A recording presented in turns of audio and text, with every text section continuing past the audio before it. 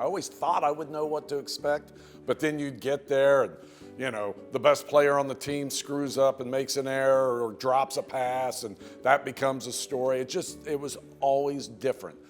And the ones that stick out are probably the early ones. And the best for me, when you think of like, wow, this is really cool, was the Reds winning the '90 World Series when not a whole lot was expected at the beginning of the year. It was a magical season. You know, in '75, they won in Boston. '76, they win in New York. So I'm like, well, maybe it'll happen in Cincinnati when I'm here. But no, they went out in Oakland. I'm sitting back at 9th and Elm at Channel 5. And I'm kind of like, God, it'd been great to have been there. Oh, well. I walk outside, and there's a party going on.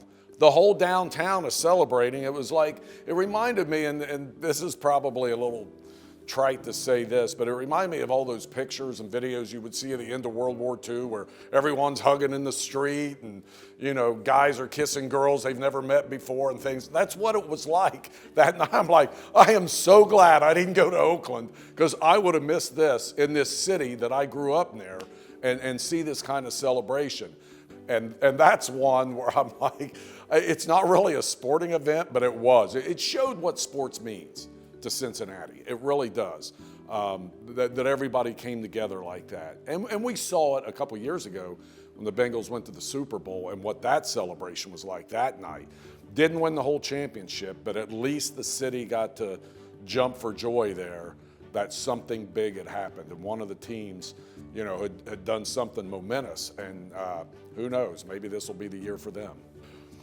You know, when I started getting into the field and I was a producer and I was this and that, I never really thought that I would be doing that for sure. I would have loved to, but it's like, that's probably not attainable, but I'll bite around the edges, see what happens. Somehow I got on the air. It was some fluke.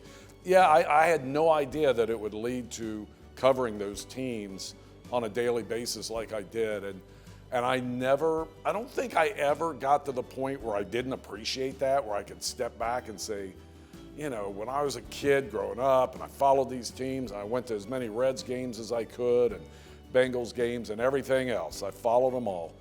And to be able to do that, and honestly, for the first 10 years of my career, they wouldn't have had to pay me. In fact, they probably didn't much. But it was just, you know, you hear people, a dream come true.